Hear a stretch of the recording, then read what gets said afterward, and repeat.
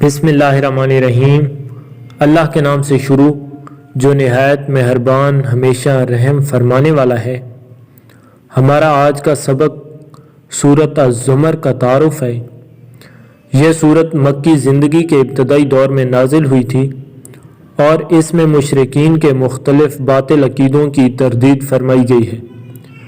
یہ مشرکین مانتے تھے کہ کائنات کا خالق اللہ تعالیٰ ہے، لیکن انہوں نے مختلف دیوتا گھڑ کر یہ مانا ہوا تھا کہ ان کی عبادت کرنے سے وہ خوش ہوں گے اور اللہ تعالیٰ کے پاس ہماری سفارش کریں گے، اور بعض نے فرشتوں کو اللہ تعالیٰ کی بیٹیاں قرار دیا ہوا تھا۔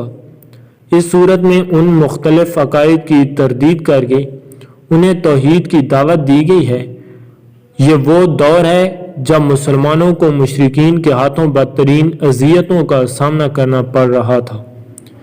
اس لیے سورت میں مسلمانوں کو اجازت دی گئی ہے کہ وہ کسی ایسے خطے کی طرف ہجرت کر جائیں جہاں وہ اطمینان سے اللہ تعالیٰ کی عبادت کر سکیں۔ نیز کافروں کو متنبہ کیا گیا ہے کہ اگر انہوں نے اپنی معاندانہ روش نہ چھوڑی تو انہیں بدترین سزا کا سامنا کرنا پڑے گا۔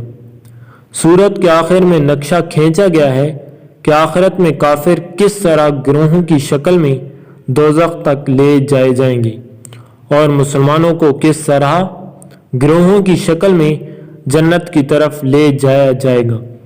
گروہوں کے لیے عربی لفظ زمر استعمال کیا گیا ہے اور وہی اس سورت کا نام ہے۔